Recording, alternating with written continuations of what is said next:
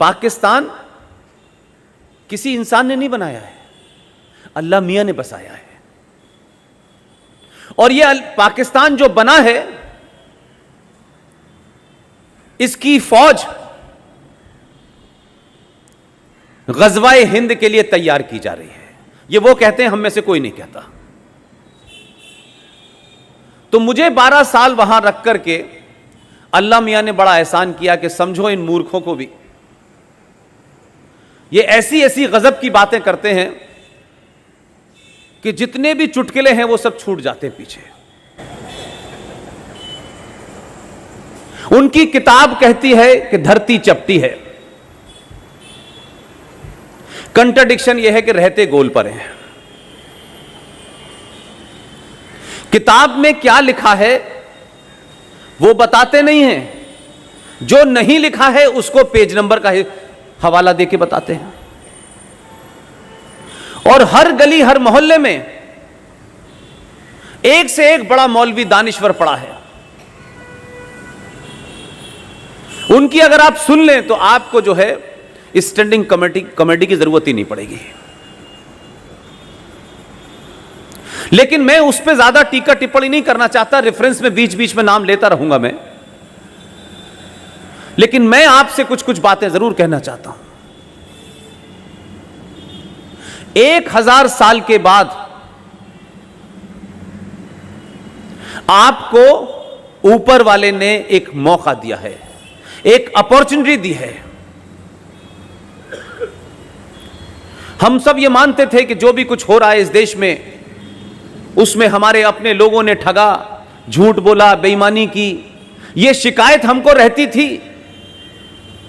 लेकिन यह शिकायत ऊपर वाले ने आपकी खत्म कर दी है, क्योंकि आप जो कुछ कहना चाहते थे, आपके मन में जो विचार थे, आपका जो नैरेटिव था, आप कह नहीं पाते थे।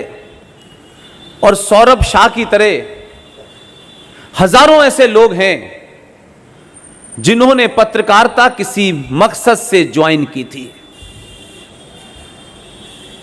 यह सहाफत की दुनिया ब्रेड एंड बटर कमाने के लिए नहीं की थी। अगर रोजी रोटी का मामला होता तो जितना ताकत, जितनी मेहनत इसको करने में लगती है, उसके 5% में भी हजारों करोड़ रुपया कमा सकते थे सौरभ भाई। आप किसी कन्विक्शन के तहत इस प्रोफेशन में आए थे, लेकिन इस प्रोफेशन में आने के बाद आपको पता चला कि यहां कन्विक्शन की कोई जगह नहीं है। यहां इस बात की जरूरत है कि आप 10 साल में कैसे सत्ता तक पहुंचे, कैसे राज्यसभा की सीट आपको मिले, कैसे इस देश के बड़े बड़े संस्थानों में आपको चेयरमैन की पोस्ट मिले। तो आपकी खबरों का अंदाज और एडिटोरियल का मिजाज भी वैसे ही होता था। यह तो हम समझते थे कि हम महान क्रांति कर रहे हैं, हमारे लेखों से क्रांति हो रही है, हमारे लेखों से लोगों में बड़ी जागरूकता पहुंच रही है। अगर हिंदुस्तान में, क्योंकि सरकारों को मैं कहता हूं कि सरकार शपथ लेके आती है, सरकार की अपनी मजबूरियां होती हैं, लेकिन मीडिया सरकार के अंडर में नहीं चलता है।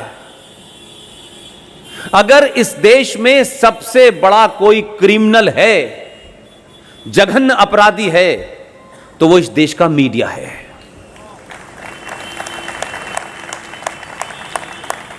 मुझे इसमें कोई दरकार नहीं है कि आप अपने विचार एडिटोरियल पेज पे लिखें, क्योंकि वो पेज बनाया ही इसीलिए गया है। लेकिन ऐसा नहीं हो सकता कि आप हर पन्ने में वो खबर छापें जो आपकी ख्वाहिश हो।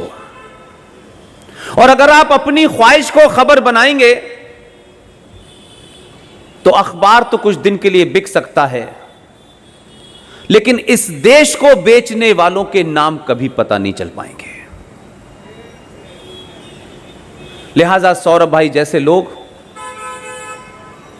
जिन कारणों से आज आपके बीच में हैं, वो भी एक ऐसा सुनहरा समय है सौरभ भाई मैं जानता हूं कि अखबार निकालना, टेलीविजन चलाना ये शरीफ आदमी का काम नहीं है, लेकिन आपको एक अपॉर्चुनिटी मिली, मुझको एक अपॉर्चुनिटी है। आज से 25 साल पहले भारत के किसी भी अखबार में अगर आप लेटर टू एडिटर भी छपवाना चाहते थे तो भी उसमें लेटर की टोन क्या है, उसमें एजेंडा क्या है, इस हिसाब से आपके लेटर टू एडिटर को जगह मिलती थी। 4 या 5 छपते थे और अब वो भी बंद हो गए। लेकिन इस 21वीं सदी में आप सबको एक अपॉर्चुनिटी है। ना आपके ऊपर कोई एडिटर है, ना कोई मालिक है।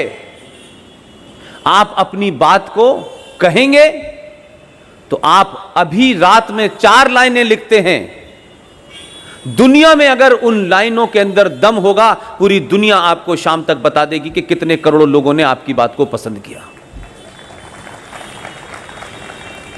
ये जो फेक गिनती बताई जाती है अखबारों की, 10 करोड़ हमारा सर्कुलेशन है, 50 करोड़ हमारा सर्कुलेशन है। जिन अखबारों के नाम लिए उसके एक एडिटर का भी नाम लिया। शाह साहब, मैंने 4-5 साल इनको पर्सनली बहुत पास से देखा है। अखबार की गिनती 4,500 नहीं है, पूरे राष्ट्र को बदल रहे हैं। और कई मैंने पार्टियों के ऑफिस में, जब सुबह 9 बजे पार्टी ऑफिस का चपरासी नहीं आता था, तब तक एडिटर साहब पहुंच जाते थे, क्योंकि उन्हीं को यह पहले खबर लगती थी कि राज्यसभा की सीटों का बंटवारा होने वाला है। और बहुत लोग आए, आपने सबका चेहरा देखा होगा। ऐसे ऐसे वामपंथी आए, अपना जीवन वामपंथ से शुरू किया, अखबार की एडिटरशिप वामपंथ से की, लेकिन जिंदगी भर उल्टे हाथ पे चले रोटी खाने के लिए सीधे हाथ में बीजेपी ज्वाइन कर ली है।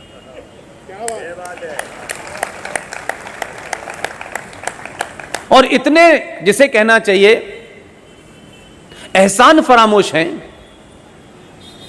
कि 10 साल तक एक पार्टी ने आपको राज्यसभा का सदस्य बनाया, आखिरी बार कहा कि अब 10 साल बहुत हो गए। उसी दिन से विचारधारा बदल गई और बंगाल में जाके दूसरी पार्टी ज्वाइन कर ली। और एक नहीं है, बहुत सारे हैं, मैं नाम किसी का लेना नहीं चाहता। मैं मानता हूं राष्ट्रीय विभूति हैं, इनके नाम न लिए जाएं तो अच्छा है। कोई इस देश की असली समस्या के बारे में बात ही नहीं करना चाहता, और ऐसा नैरेटिव क्रिएट कर दिया गया है कि आप सच बोलें, फैक्ट को बताएं, संविधान का हवाला दें, तो ये कहेंगे ये राइट विंगर लोग हैं। झूठ बोलें, सच को टेम्पर करें, सच को छुपाएं, तो कहेंगे ये लेफ्ट, वामपंथ, लिबरल लोग हैं। एक ऐसा नैरेटिव क्रिएट हो गया इस देश में। और हमारी और आपकी समस्या यह है कि हम इस बात की चिंता बहुत करते हैं, खासतौर से यह हिंदू समाज और सनातनी समाज के अंदर एक बीमारी है।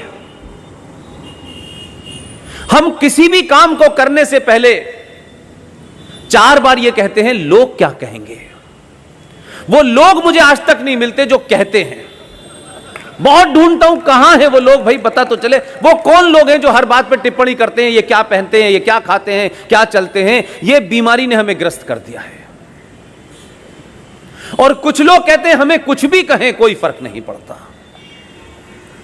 इसलिए वो अपनी बात को सच्चाई से रखते हैं, चाहे वो झूठ हो, गलत हो, एक अलग बात है, पूरी ताकत के साथ बोलते हैं। आप अपने सच बात को कहने से शर्माते हैं कि कोई पॉलिटिकली मैं कहीं इनकरेक्ट ना हो जाऊं। लिहाजा हमें हर उस बात की तारीफ करनी है, हर उस बात को कहना है जिसे सब लोग कह रहे हैं। इस भेड़ चाल में शामिल होने की हमारी मानसिकता ने हमें सच से दूर कर दिया, सच बोलने से दूर कर दिया, और झूठ को ही हम बोलते हैं, उसी को सच समझते हैं। इसलिए आज दुनिया की पुरानी सभ्यता के वंशज सबसे ज्यादा क्रिटिकल समय से गुजर रहे हैं। आपको बौनों के बौनों ने आपके ऊपर राज किया, मूर्खों ने आपके ऊपर राज किया, लुटेरे बलात्कारियों ने आपके ऊपर राज किया। लेकिन आप अपने आप के होने पे कभी आपने गर्व नहीं किया।